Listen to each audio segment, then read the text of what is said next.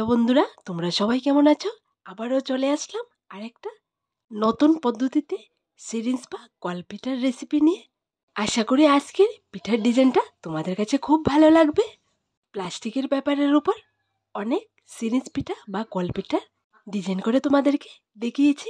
আজকে একদম নতুন স্টাইলে তোমাদেরকে সিরিঞ্জ বা কলপিঠা বানিয়ে দেখাবো, যেটা দেখলে তোমরা একদম পাগল হয়ে যাবে। যেরকম সাইজের বাটি নিয়ে তোমরা বাটির ভেতর এই পিঠার ডিজাইনটা করবে, ঠিক সেরকম সাইজে পিঠাটা রেডি হবে।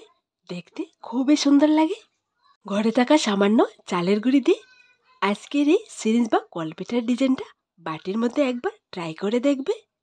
তাহলে চলো আজকের পিঠার রেসিপিটা শুরু করা যাক।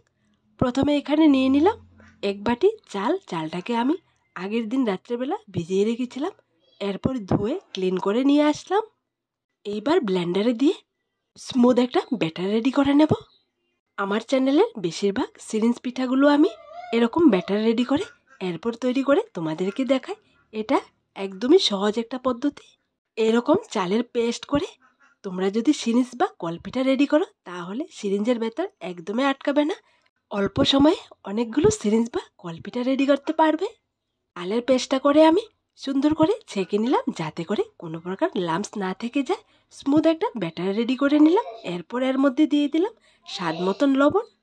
এইবার ব্যাটারটা চুলোর মধ্যে বসিয়ে চুলোর আঁচটাকে একদম লোতে রেখে অনবরত নেড়ে চালের ব্যাটার থেকে সিরিঞ্জ পিঠা বানানোর জন্য ডোটা আমি রেডি করে নেব। তোমরা চাইলে চালের গুঁড়ি দিয়েও এই পিঠাটা রেডি করতে পারবে, কিন্তু আমার মতো করে যদি তোমরা এই পিঠাটা রেডি করো, তাহলে একদম সহজে রেডি করতে পারবে।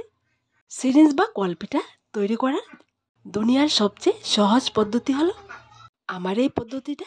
তোমরা যারা এখনো করোনি, বাড়িতে একবার ট্রাই করে দেখবে। দেখো বন্ধুরা, চালের পেস্টটা চুলোর মধ্যে বসানোর কয়েক মিনিটের মধ্যে ডোটা রেডি হয়ে যায়। যেরকম অল্প সময়ে ডোটা রেডি হয়ে যায়, ঠিক সেরকম অল্প সময়ে তোমরা অনেকগুলো সিরিঞ্জ বা কলপিঠা রেডি করে নিতে পারবে। দেখো বন্ধুরা, চালের গুঁড়ার ডোটা হয়ে গেছে। হালকা কাঁচা অবস্থায় চুলো থেকে নামিয়ে নিলাম আর হাত দিয়ে ভালো করে মাখিয়ে তুলোর মতো করে নিচ্ছি। ডোটাকে আমি দুভাগে ভাগ করে নেব। এক ভাগ নর্মাল হোয়াইট কালার রেখে দেব, আর সামান্য পরিমাণ ড্রয়ের মধ্যে ইয়েলো কালার অ্যাড করে দেব। কয়েকটা পিঠা হোয়াইট কালার আর কয়েকটা পিঠা ইয়েলো কালার দিয়ে রেডি করব। দেখো বন্ধুরা, সামান্য পরিমাণ ড্রয়ের মধ্যে আমি ইয়েলো কালারটা অ্যাড করে মিক্সড করে নিলাম। এইবার পিঠা রেডি করে নেব। পিঠা রেডি করার জন্য এখানে নিয়ে নিলাম একটা বাটি, হালকা তেল ব্রাশ করে, আর নিয়ে নিলাম বড় সাইজের একটা সিরিঞ্জ। এর ভেতর ডোটা আমি ভরে নিলাম। এখানে আমি অনেকগুলো পিঠাই রেডি করব, তাই অনেকগুলো বাটি নিয়েছি।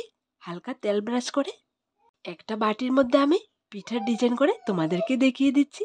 তোমরা যে কেউ এই পিঠার ডিজাইনটা দেখলে বানিয়ে নিতে পারবে একদম সহজে। তোমরা যখন এই পিঠাটা রেডি করবে, মোটা সিরিঞ্জ দিয়ে অসংখ্য ছিদ্রযুক্ত করে এরপর পিঠাটা রেডি করবে। এরপর দেখবে পিঠাটা খুবই সুন্দর লাগবে দেখতে। পুরো বাটিটার মধ্যে আমি সিরিঞ্জটা ঘুরিয়ে ঘুরিয়ে ডিজাইনটা করে নিচ্ছি। একদম বাটির উপর পর্যন্ত ডিজাইনটা করবে। দেখো বন্ধুরা, একটা পিঠে ডিজাইন করার পর আরেকটা ডিজাইন আমি তোমাদেরকে করে দেখিয়ে দিচ্ছি, যাতে করে তোমরা একদম সহজে তৈরি করতে পারো। এই পিঠেগুলো খেতে এতটাই স্বাদের হয়, শীতকাল আর গরমকাল লাগে না।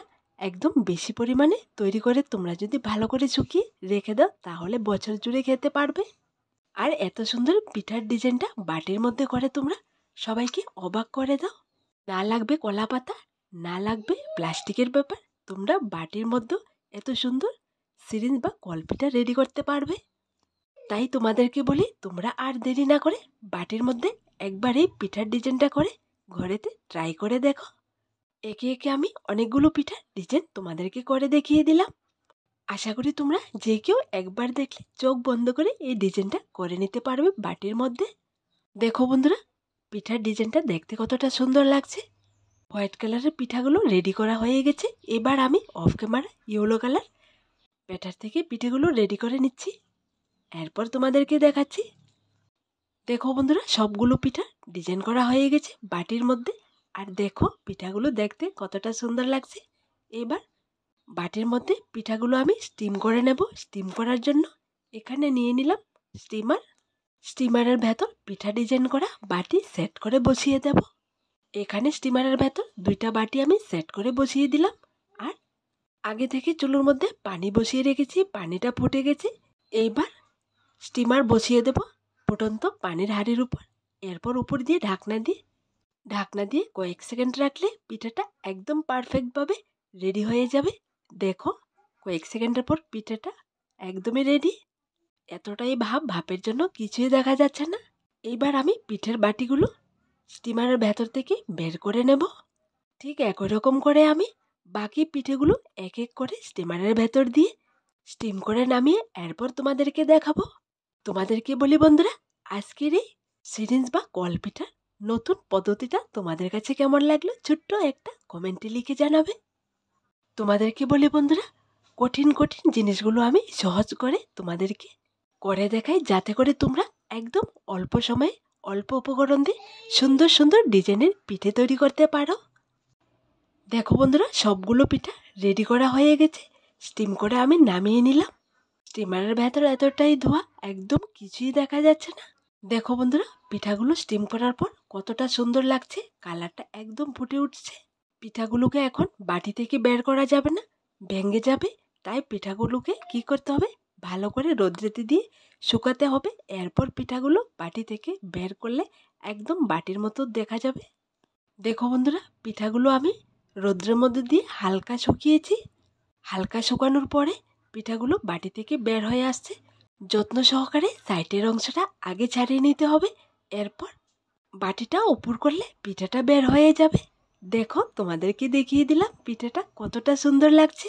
অসাধারণ সুন্দর একটা ডিজাইন তোমাদের জন্য আমি নিয়ে আসলাম। আশা করি তোমাদের খুব ভালো লাগবে।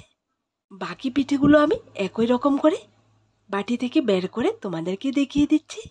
পিঠাগুলো কিন্তু ভালো করে শুকানো যায়নি, প্রচণ্ড বৃষ্টি, কিন্তু রৌদ্র ছাড়া পিঠাগুলো শুকানো যাবে না। কিছুটা শুকানোর পর পিঠাগুলো আমি তোমাদেরকে বের করে দেখিয়ে দিলাম। দেখো, পিঠাগুলো যখন পুরোপুরিভাবে শুকিয়ে যাবে আরও সুন্দর লাগবে দেখতে। দেখো বন্ধুরা, একে একে আমি এই প্লেটের মধ্যে যতগুলো পিঠে রাখা যাবে ততগুলো পিঠে আমি এই প্লেটের মধ্যে বের করে তোমাদেরকে দেখাচ্ছি। দেখতে যেমন সুন্দর লাগছে, পিঠাগুলো রৌদ্রের মধ্যে দিয়ে ভালো করে শুকিয়ে যখন তেলের উপর দিয়ে ভাজা করে গুড়ের শিরা করে উপর দিয়ে বা চায়ের সঙ্গে যখন খাবে অসাধারণ স্বাদ লাগবে। দেখো বন্ধুরা, পিঠার ডিজাইনটা অসাধারণ সুন্দরই লাগছে আমার কাছে। তোমাদের কাছেও যদি ভালো লেগে থাকে অবশ্যই আমার চ্যানেলটাকে লাইক করবে, সাবস্ক্রাইব করবে, আর তোমার একদম কাছের বন্ধুদের কাছে শেয়ার করে দেবে, যাতে করে নতুন সুন্দর ডিজাইনের পিঠাগুলো তোমরা দেখতে পাও। আজ এখানে আবার দেখা হবে নতুন একটা রেসিপির সাথে। সবাই ভালো থেকো, সুস্থ থেকো।